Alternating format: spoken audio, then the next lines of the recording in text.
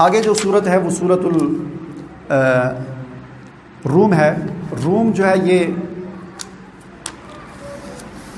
ایک سلطنت گزری ہے، بہت بڑی سلطنت گزری ہے کسی زمانے میں، جس طرح سپر پاور طاقتیں آج کل ہیں امریکہ، روس، چائنا وغیرہ، اسی طرح ایک زمانے میں روم اور فارس یہ دو سلطنتیں ہوتی تھیں۔ روم جو ہے یہ عیسائی ہوتے تھے، یہ یورپ وغیرہ، اور فارس جو ہے یہ ایران، یہ مجوسی ہوتے تھے، آگ کی پوجا کرتے تھے، سورج کی پوجا کرتے تھے، مشرک تھے۔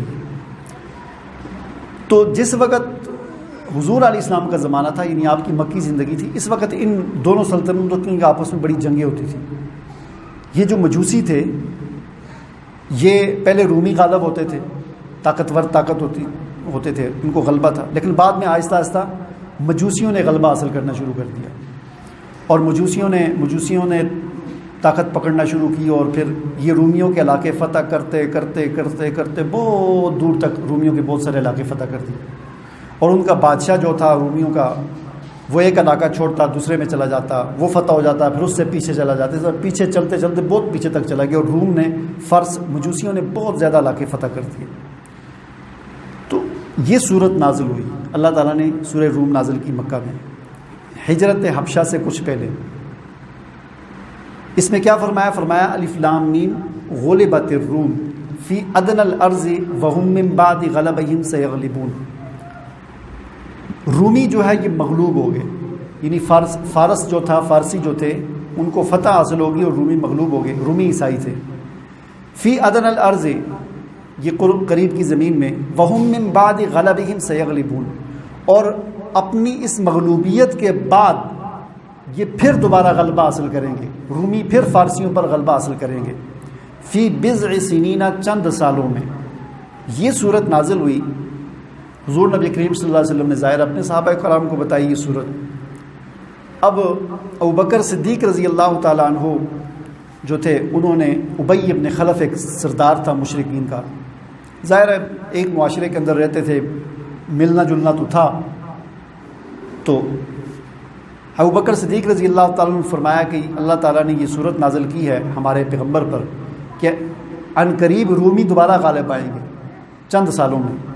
تو ابی ابن خلف نے کہا کہ یہ نہیں ہو سکتا، مجوسی جو ہیں وہی ان کو فتح ہو رہی ہے، مسلسل فتح ہو رہی ہے، اب رومی دوبارہ غالب نہیں آ سکتے۔ اس پر دونوں کی شرط لگ گئی، ابوبکر صدیق رضی اللہ تعالیٰ عنہ اور ابی ابن خلف کی۔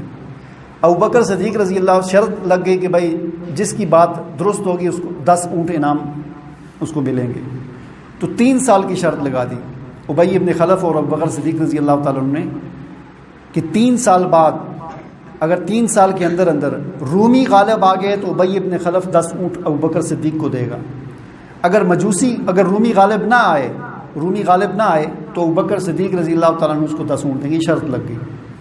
اب یہ شرط لگانے کے بعد ابوبکر صدیق رضی اللہ تعالیٰ عنہ حضور علیہ السلام کے پاس ہے کہ یا رسول اللہ، میں نے آج شرط لگا لی ہے 10 اونٹوں کی، اللہ تعالیٰ نے کہا ہے کہ رومی چند سالوں میں غالب آ جائیں گے، تو مجھے اللہ کی اس بات پر یقین ہے، قرآن پر یقین ہے، میں نے اس لیے شرط لگا دی ہے کہ 3 سالوں میں جو ہے نا رومی غالب آ جائیں گے۔ تو حضور علیہ السلام نے فرمایا کہ اللہ نے 3 سال تو نہیں کہا، اللہ تعالیٰ نے تو فرمایا کہ فی بضع سنین۔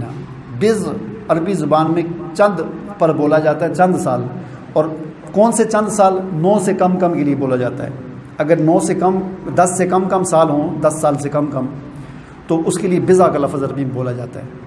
تو حضور علیہ السلام نے فرمایا تم ایسا کرو، اس کے ساتھ جا کر شرط کو تبدیل کرو تھوڑا سا، اسے کہو 10 سال کی شرط کر لیتے ہیں، اور اونٹ جو ہے نا 10 کے بجائے 100 کر دیتے ہیں۔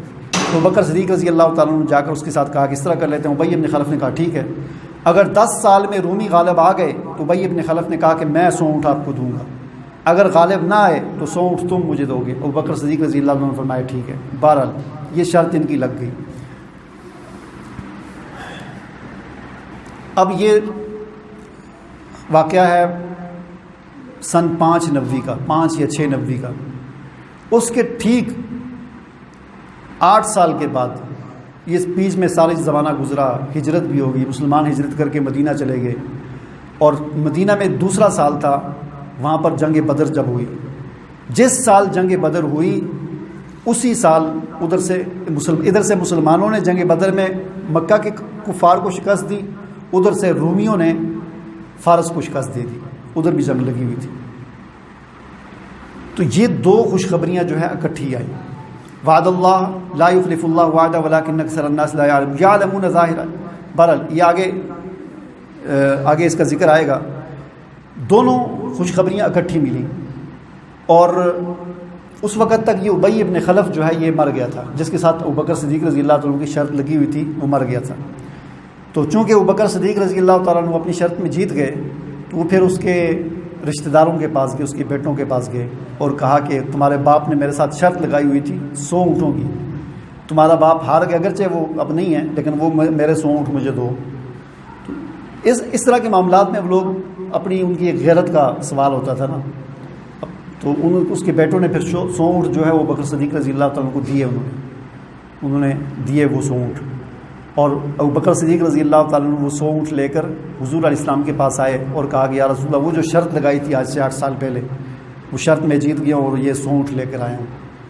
تو حضور علیہ السلام نے فرمایا کہ اس وقت شرط لگانا جائز تھا، اب ہمیں اسلام نے اس چیز سے منع کر دیا، لہٰذا اب یہ تمہارے لیے ان 100 اونٹوں کو استعمال کرنا جائز نہیں ہے. ان سے لے لیے ٹھیک ہے، ان کو غریب لوگوں میں تقسیم کر دو، صدقہ کر دو. اب اسلام نے شرط سے منع کر دی ہے. اس وقت جائز ہوتا تھا، شراب بھی جائز تھی، جوا بھی جائز تھا، شرط بھی جائز تھی. تو یہ جوا ہے، کیونکہ جوا ہے. اب اسلام نے جوئے پر پابندی لگا دی ہے، لہٰذا اب تم 100 اونٹوں کو استعمال نہیں کر سکتے. ٹھیک ہے، لے لیے ان سے، ان کو غریبوں میں صدقہ کر دو. تو انہوں نے تقسیم کر دی. تو ایک تو آپ یہ اندازہ کریں 100 اونٹ کوئی معمولی چیز نہیں. اگر کم از کم بھی تو آج کل کے حساب سے 3-1 کروڑ روپیہ تو بنتا ہوگا. اتنی بڑی شرط جو تھی وہ جیتی تھی. تو قرآن کے بحاف پر، یعنی قرآن پر ایمان اور یقین کی وجہ سے کہ قرآن نے کہا ہے تو یہ بات سچی ہو، اتنا یقین تھا ابو بکر صدیق رضی اللہ تعالیٰ عنہ. لیکن آج ہمیں قرآن کی باتوں پر اتنا یقین نہیں ہے.